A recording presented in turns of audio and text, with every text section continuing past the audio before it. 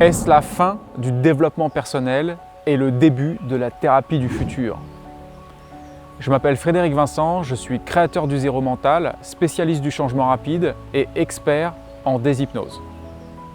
Alors j'ai remarqué une tendance, je ne sais pas si c'est ton cas, mais là où il y a très longtemps, le développement personnel et tout ce qui était pensée positive, c'était un petit peu New Age, c'était un petit peu décalé, et tout ce qui était hypnose, même PNL, c'était vraiment pour ceux qui n'étaient pas forcément très bien dans leur tête ou un peu déjantés. C'était l'époque où ce qui était plus à la mode, c'était les thérapies un peu plus classiques.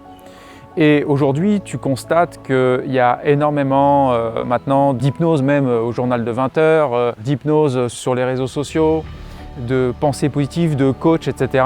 Et je dirais que maintenant, c'est devenu presque un sport.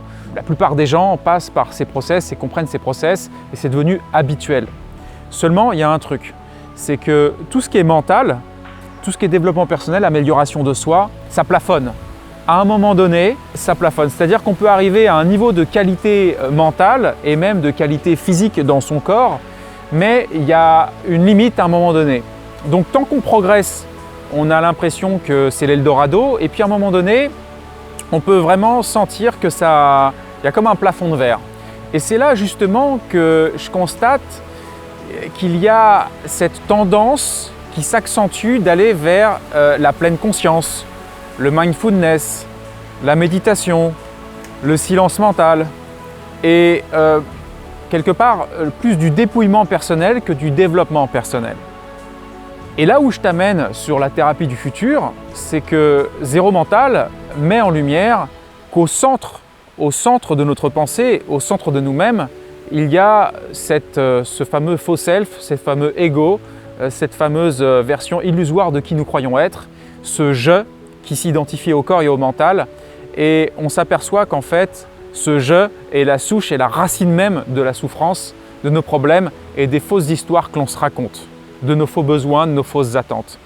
Et que ce que je crois être la thérapie du futur va aller vers justement cette annulation personnelle, cette annulation du jeu illusoire, ce que nous, dans le Zéro Mental, on va appeler le point zéro, l'état de présence et les états dits d'éveil.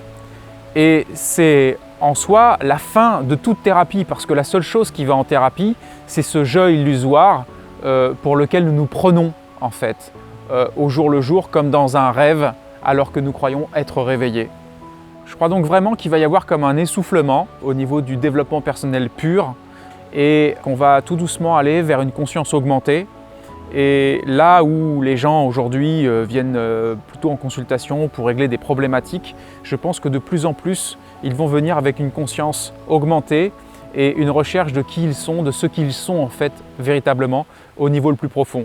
Donc on se retrouve dans quelques années et on fera le point sur cette vidéo ensemble. Si tu veux plus d'informations sur tous ces éléments, sache que tu as un e-book qui parle de la déshypnose profonde qui s'appelle le modèle H, également un e-book qui s'appelle Croyances et transformations qui t'aide à te déshypnotiser de tes croyances limitantes et bien évidemment tout ce qui est disponible déjà sur notre site internet en plus de tous nos programmes d'accompagnement spécialisés. www.zeromental.com. Je te retrouve de l'autre côté.